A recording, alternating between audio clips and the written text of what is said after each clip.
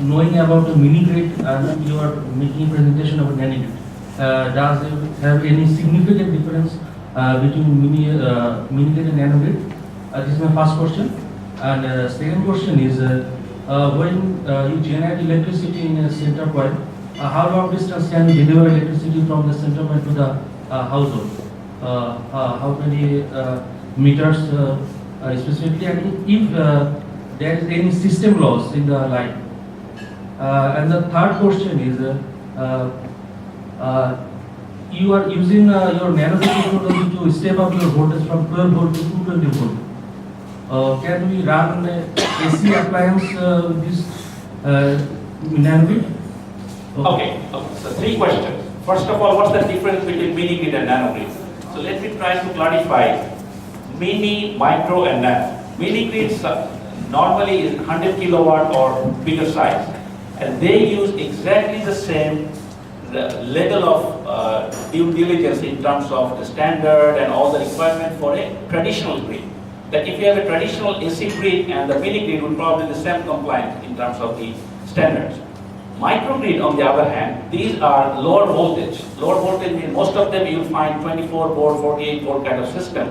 So these are not utility level systems. Nanogrid, on the other hand, it combines the two L. First one, it is a 220 volt system. Second, it is a DC system. So it gets all the benefit of the microgrid and also all the benefits of a bigger mini grid. So that is the first distinction between mini grid and the nano.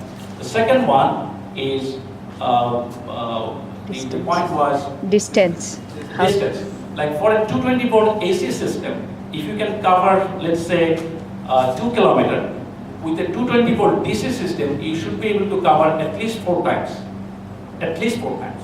Because with DC, not only the loss in the cable is low, but also it does not have that requirement for a peak current. All the energy efficient load have one characteristic in common, which is every peak level of the voltage of an AC system, there is a peak current which is 4 times than the average current. That means your system has to be able to tolerate that, and that requires the length of the system or the loss in the cable significantly higher, including the inverter itself. So any DC system is much more efficient from generation and also transmission and distribution from point of view.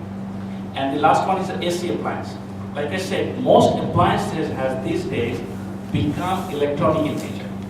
And so if you're operating in the off-grid areas, your natural choice would be to go look for an energy efficient appliance. And if that's the case, you will end up in running the same way, whether it is DC source or AC source. Because internally those are all DC. One exception, ceiling fan. The ceiling fan is a traditional AC fan which has motor inside. Now, one ceiling fan is 100 watts. The entire home, we're giving them fan, TV, light and everything for less than 50 watts.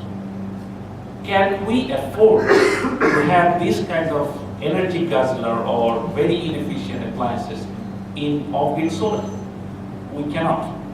So it becomes a fiduciary responsibility for people like us who are promoting new technologies to be able to also make it available to the user what is right and what is appropriate. And energy efficient fan, energy efficient refrigerator are in those nature. So we do not ever promote regular ceiling fan in the off-grid